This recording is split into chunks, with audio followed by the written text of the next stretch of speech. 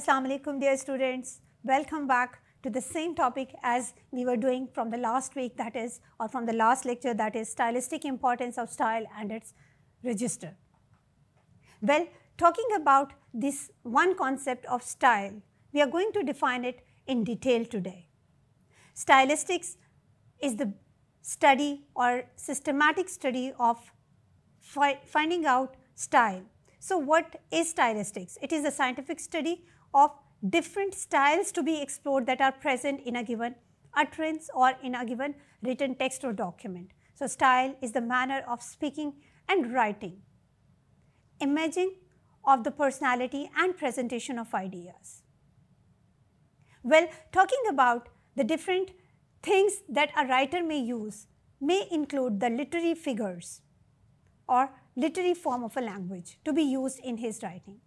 Literary figures are different from each other for their variation in writing style to describe, imagine, or narrate their ideologies. For example, different writers or authors are different from one another for the reason that they use different styles in their writing. For example, Wordsworth's style, which we call Wordsworthian style as well, Miltonic grand style, Shakespearean style.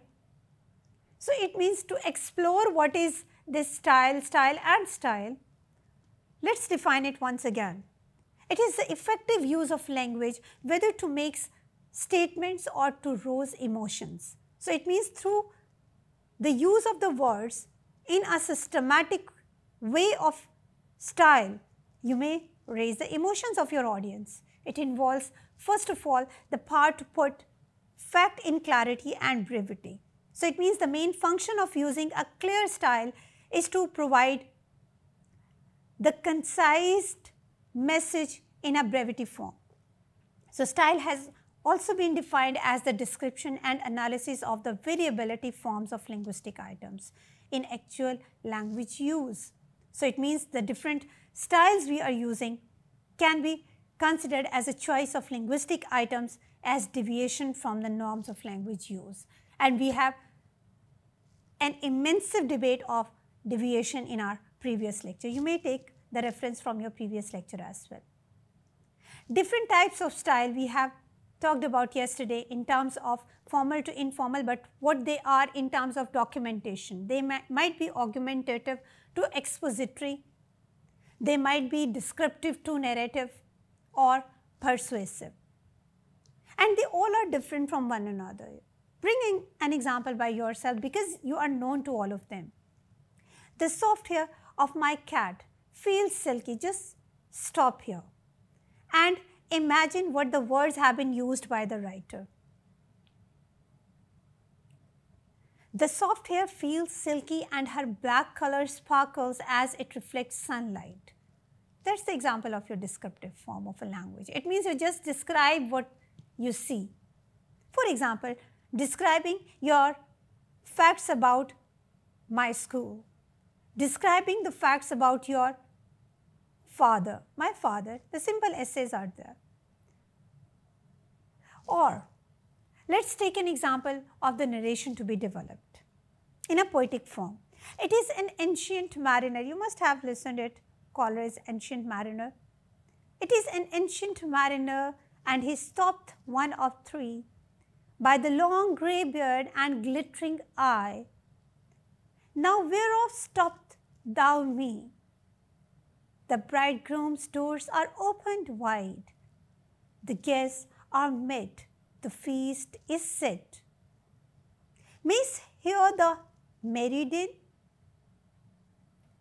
Well, these lines have been taken from the poem Coleridge has written in a narrative style, where he tells a story about the ancient mariner. He uses a dialogic form of a language in poetry to make it descriptive. It disputes its actions and events in a sequence, thus providing a perfect example of the narrative style of writing. Where? In poetry. Another example is a text. I am talking about some kinds of text in front of you. To identify which kind of text it could be, as I just given you the different forms or types of styles in front of you. Let's take an example of another text. A trip to Switzerland is an excellent experience that you will never forget, offering beautiful nature, fun and sun. Book your vacation trip today. Isn't it a persuasive style? Yes, it is. Like in advertisement, we listen that what are the different things have been provided by some organization to persuade its customers. The words are being used in this one context. Then another advertisement that might be descriptive and persuasive as per the demand of the subject or the product to its variation in style as well. So it can be descriptive as well. In terms of narration, that it tells a story and you get the result at the end, but still it is persuasive. And you have many examples of such kind of advertisements around you. Let's take the different forms of style, that how the style may calculate in author's writing. The very first thing is style as a choice. It means the heading says itself, the choice taken by the author as a style. So what choice we are talking about?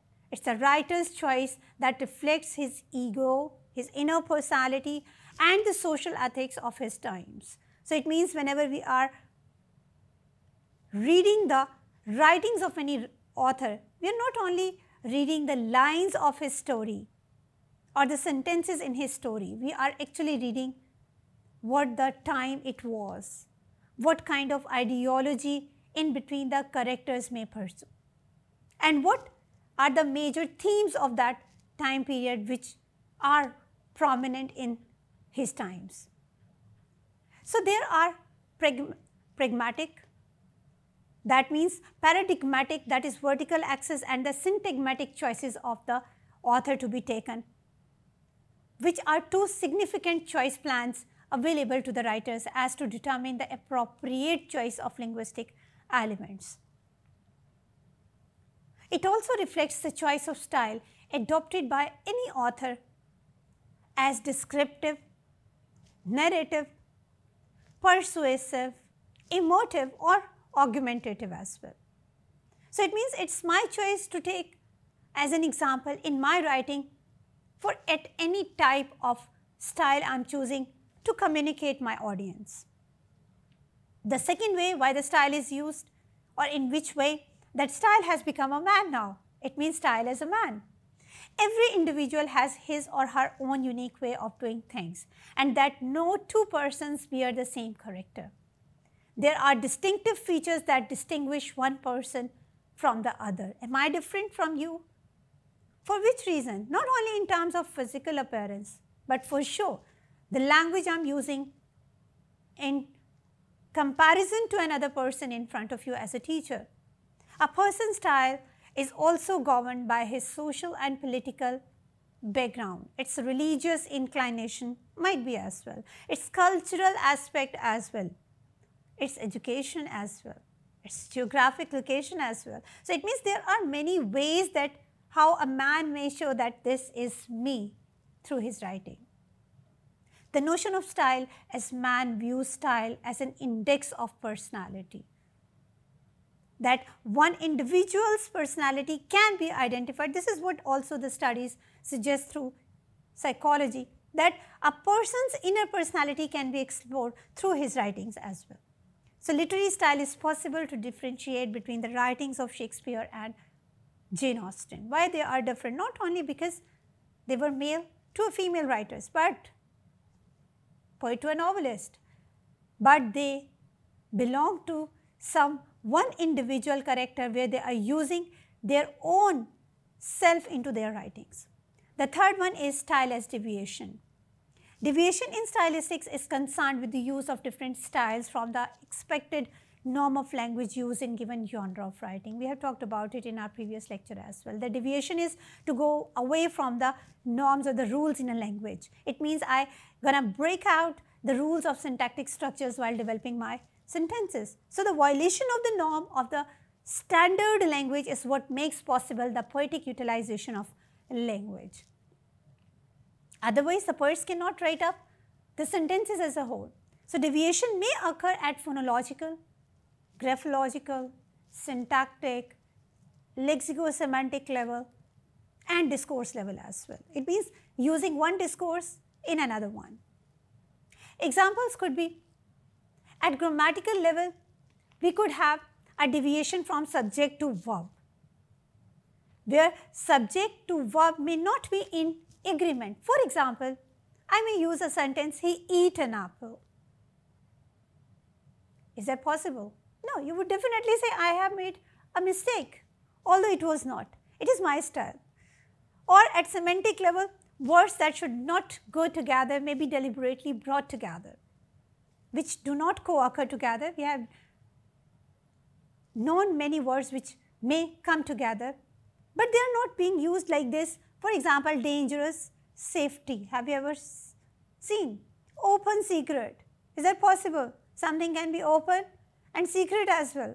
Someone can be dangerous and safe as well. But in semantics, we have these particular contexts with particular meanings. So these are the examples of binary oppositions, where two different opposite ideas are being used or yoked together to create an effect in writing. The fourth way of a style to be used is style as conformity. Style as conformity is the first available option for a writer to express himself at all possible fields that a written material can belong to him only. It means I'm confirming that it only belongs to me. Is that an application? Is that your letter? That is your conformity. It is often strictly enforced in certain fields or circumstances. So this is a case, especially in academic or education fields, particularly in students' research, particularly in creating your CVs. That is your confirmation that it's you. You write up your details and none others, where self-expressed thoughts are given in an argumentative style. And the persuasive style can also be there.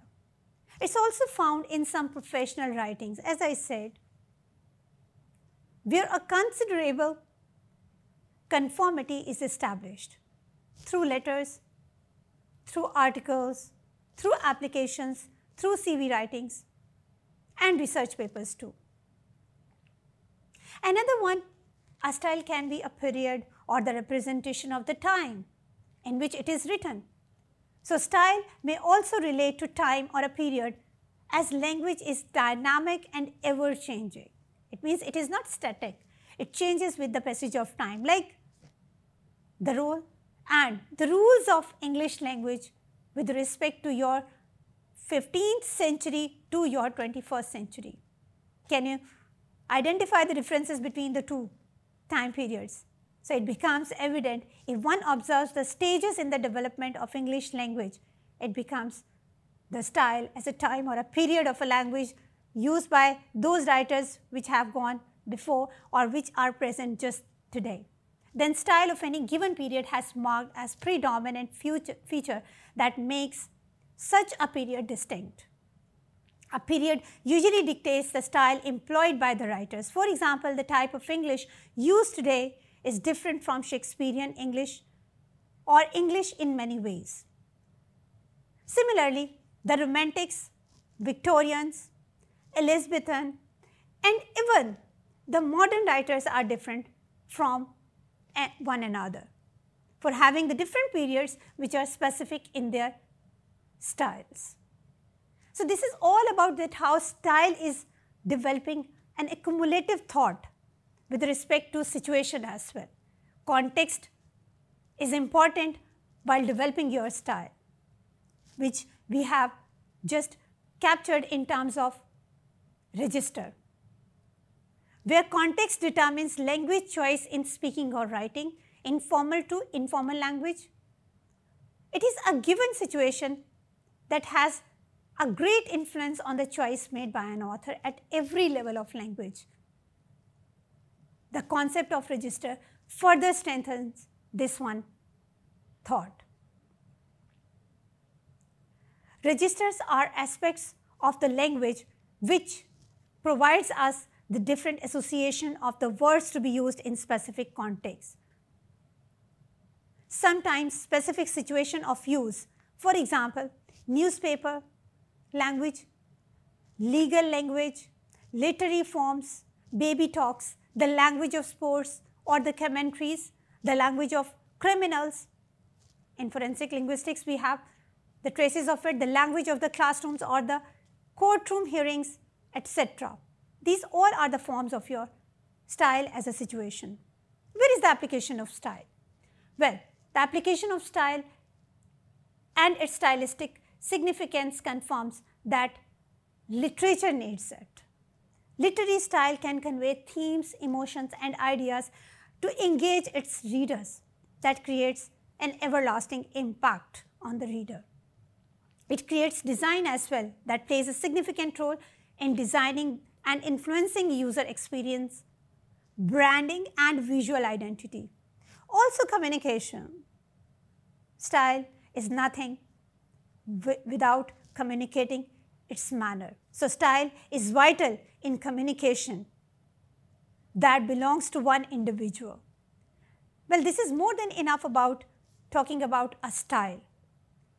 Style is all about that how we express ourselves in front of others and how the authors have expressed themselves through their writings. In stylistics, we have the concepts of different styles in detail in our today's lecture. We will be using all these styles while exploring and analyzing the text in different contexts in our upcoming lectures too. Well, this is more than enough for our today's lecture. Hope you get enough knowledge about what is style and stylistics. We'll talk about the new concepts of stylistics in our upcoming lectures. Till then, have a nice day. Stay blessed.